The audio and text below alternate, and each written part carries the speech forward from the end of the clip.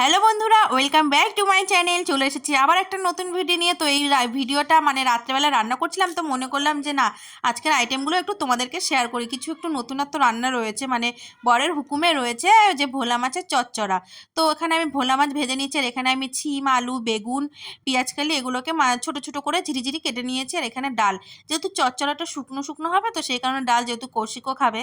আর এখানে আমি তেলটাও কড়াইতে বসিয়ে দিয়েছি, তেলটাও গরম হয়ে গেছে, দিয়ে দিয়েছি কালো জিরে ফোড়ন।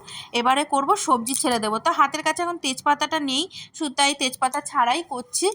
যেহেতু তেলটা ভালোই গরম হয়ে গেছিলো, তেজপাতা আনতে গেলে কড়াইয়ের অবস্থা খারাপ হয়ে যেত, সেই কারণে কালো জিরে ফোড়ন দিয়ে সবজিগুলো ছেড়ে দিয়েছি।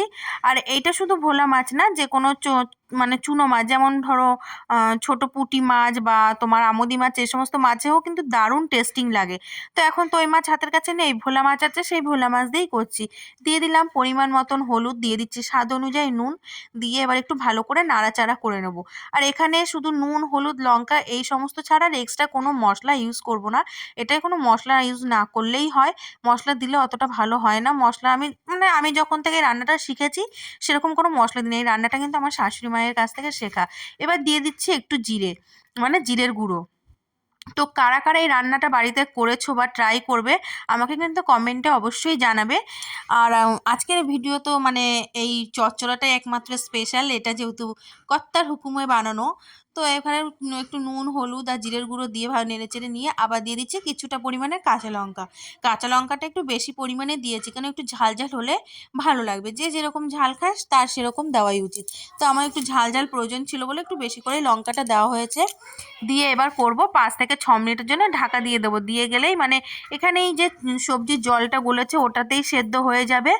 আর এবার ঢেকে রেখেছি। এবার 5 থেকে 7 মিনিট পর দেখো আবার ঢাকনাটা খুলে নিয়েছি। এবার এসে দেখছি যে জলটাও অনেকটা টেমে গেছে, আর এদিকে সবজিগুলোও পুরো দেখছি নেতিয়ে নেতিয়ে গেছে। হ্যাঁ, আলুটাও দেখছি সেদ্ধ হয়ে গেছে। এবার করব কি, ভেজে রাখা ভোলা মাছগুলোকে এখানে ছেড়ে দেবো, দিয়ে আবার একটু নেড়ে চেড়ে নেবো। তো ভোলা মাছটাকে দিয়ে আবার ভালো করে নেড়েচেড়ে নিচ্ছি। এই রান্নাটা না, সত্যি কথা, আমার বরের খুব প্রিয়, ও খুব ভালোবাসে এই রান্নাটা খেতে। আর আমিও যখন থেকে খাওয়া স্টার্ট করেছি, তখন থেকে যেন আমারও প্রিয় হয়েছে, ভালোই লাগে। তোমরাও একবার ট্রাই করে দেখতে পারো কার কার ভালো লাগে।